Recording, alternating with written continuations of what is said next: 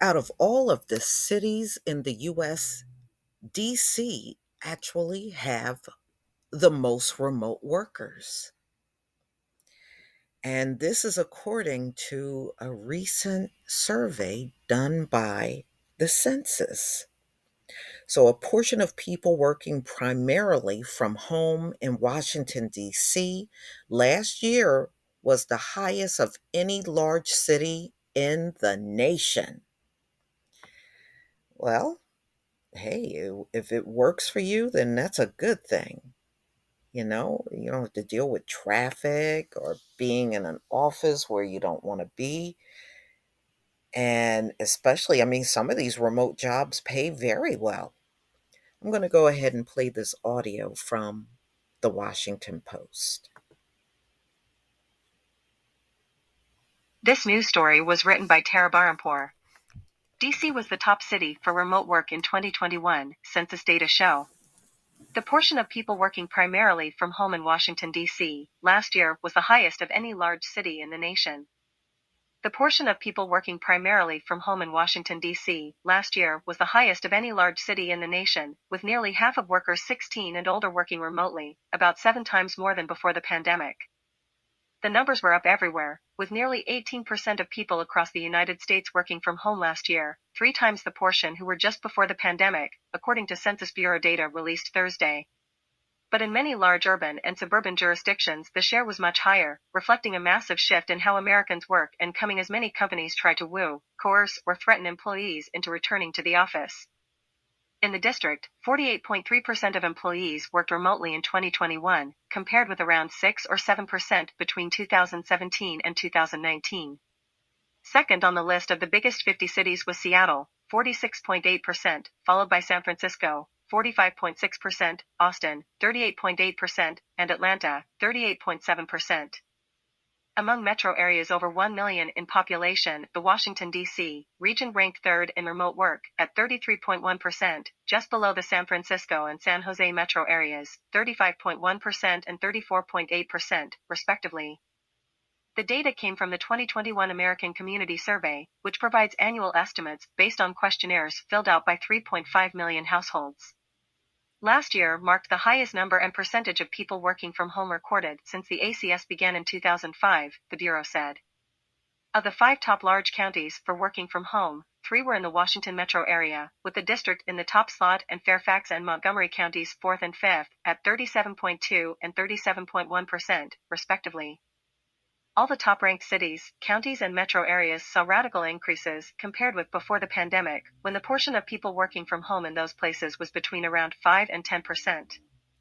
Between 2019 and 2021, the number of people working from home tripled from 5.7%, around 9 million people, to 17.9%, 27.6 million people, according to the new data.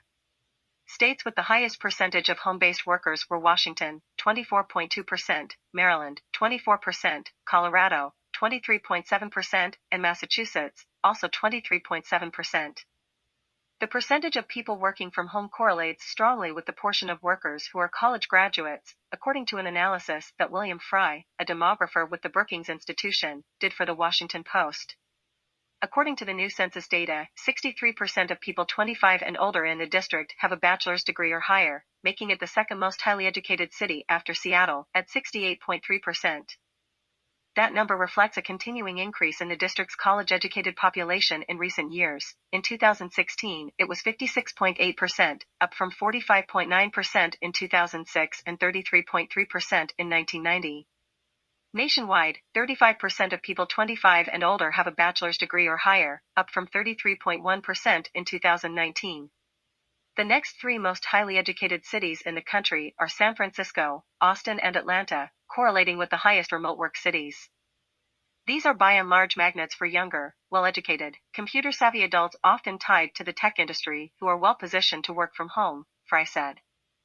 The share of people with college degrees varies widely by race in the district, where 93% of white people are college graduates. By far the highest portion for a large city, Atlanta and San Francisco are second and third, at 80.4 and 79.5%, respectively.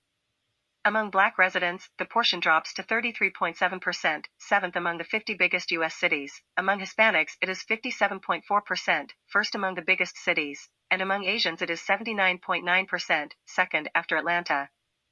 More than a quarter of Black people in the district, 27.7%, live below the poverty line, compared with 5.1% of whites, 10.5% of Hispanics, and 16.1% of Asians. According to the new data, the overall rate for the city is 16.5%.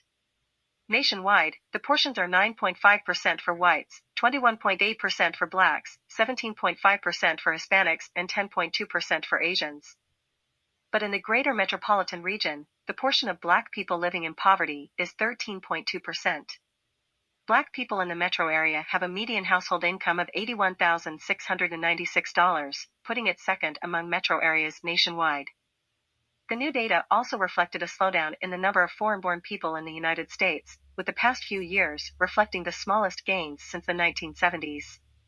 Between 2011 and 2017, the country gained between 400,000 and 1.4 million foreign-born residents per year, but from 2018 to 2021, the gains fell to around 200,000 a year or lower, a result of more restrictive immigration policies under President Donald Trump along with the pandemic, Fry said. Given that our population growth is almost zero, something's going to need to change, he said.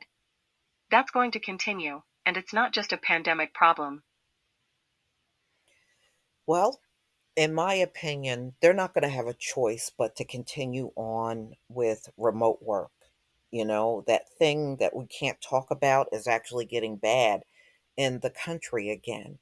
And I see schools closing down just like we've seen in previous years since the pandemic began. So you're going to still have companies closing because too many people are sick. And ladies and gentlemen, I saw an article today that they are expecting a very severe flu season. And that's what they're projecting, that it's going to be a really bad year for the flu.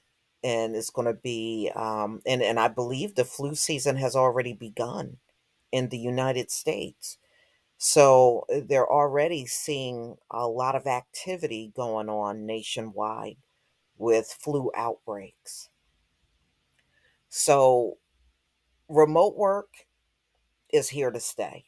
It's not going anywhere. In fact, if you go out on the job boards out here and you start looking at the job, it is an awful lot. It's probably more remote work than I have ever seen out there.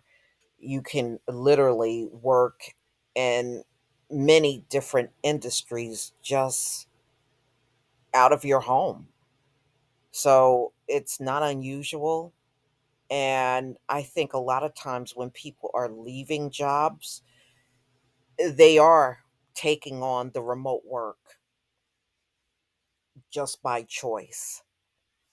But y'all, please tell me what you think about this video. Please leave your comment and subscribe. Don't forget to hit on the notification bell, and I'll see you on the next video. Peace, family.